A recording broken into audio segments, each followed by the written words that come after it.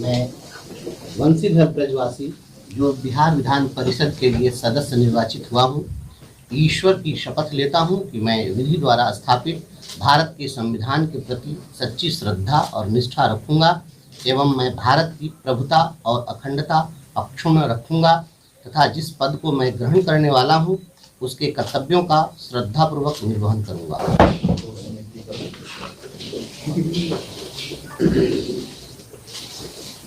आज ही इस पर हाजिरी बना दीजिएगा कमेटी में।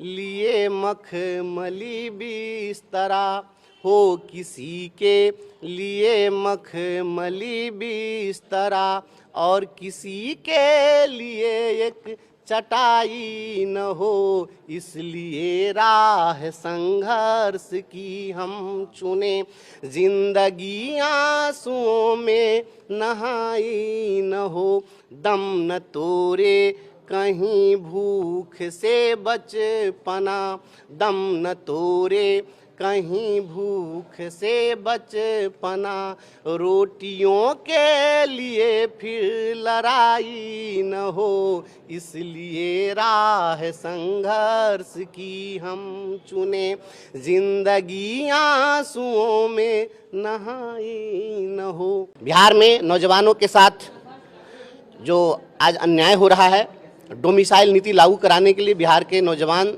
संघर्ष कर रहे हैं।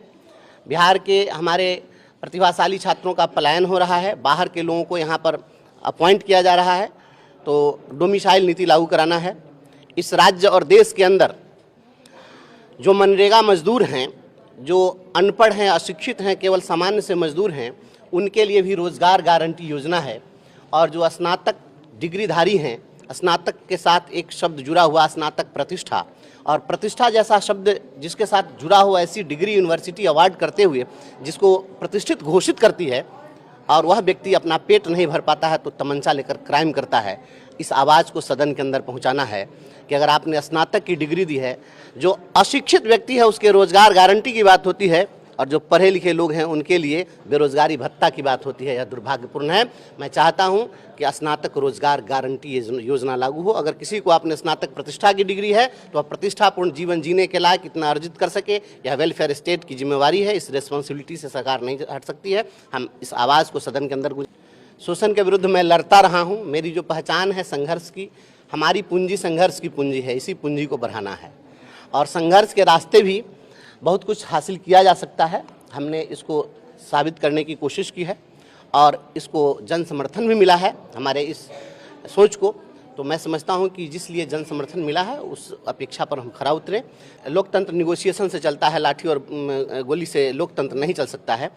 तो सरकार को बात करनी चाहिए और उसके बाद में सरकार ने पहल की, वार्ता की पहल हुई। आप देखे होंगे जब हमने वहाँ पर बात रखी थी उसके अगले ही दिन सरकार ने वार्ता की पहल की और वार्ता भी हुई। लेकिन अभी जो कुछ स्थिति बन रही है वहाँ पर अब राजनीतिक लोग उसमें हस्तक्षेप करके उस मामले को बिगाड़ दिए। उसमें छात्र लोग सक्षम थे, उनको लड़ने देना चाहिए था। उनको और पॉलिटिकल सपोर्ट जो कर सकते थे, जो भी एडमिनिस्ट्रेटिव सपोर्ट कर सकते थे वो किया जाना चाहिए था। लेकिन इसको कहीं ना कहीं लोग पॉलिटिकल बेनिफिट लेने के लिए, जब किसी भी विषय को अगर आप राजनीतिक नफा नुकसान से अगर जोड़ देंगे तो निश्चित रूप से वह मूल मुद्दे से वह भटक जाएगा। तो इसको कहीं ना कहीं मुझे लगता है कि कहीं ना कहीं मामला भटक गया है।